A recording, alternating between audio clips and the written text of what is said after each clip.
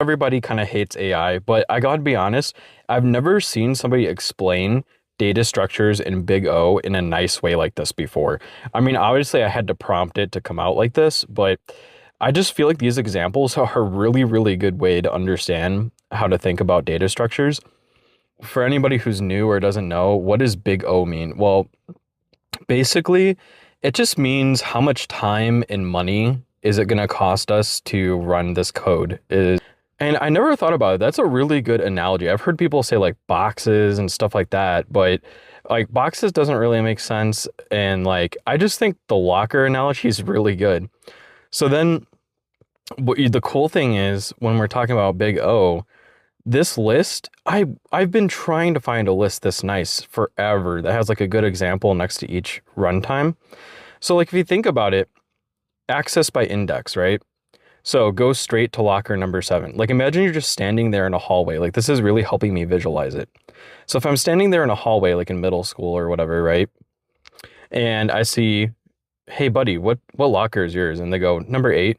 Then obviously I can just see, oh, there's number 8, and I go and just open it, right? And you heard there's a item that's not supposed to be in a locker, but you don't know which locker.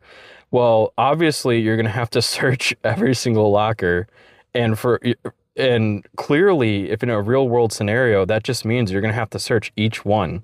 So that's gonna obviously take a lot more time to know what's in every locker and search every single one instead of just being standing there and going, oh, something's in locker number 7 that I need. That's what makes this list so cool to me is like, because obviously if a guest comes in and says, actually, when we called in, we were number 6 in line. Please correct your list.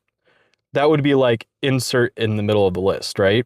So then that's going to be a pain in the butt, especially in the olden days, because you'd have to erase, like, let's say the first 5 or last 5 people, write that guy down as number 6 to correct the mistake and put all the others back in order, right? So obviously that's going to take you way longer to write that down than instead of it when a guest comes in, they're just like, oh yeah, we're number 2 on the waiting list. And then you just go, oh yep, I see number 2. Yes, Gregory McGoobleton. Yeah, I see you're number 2. Come sit down.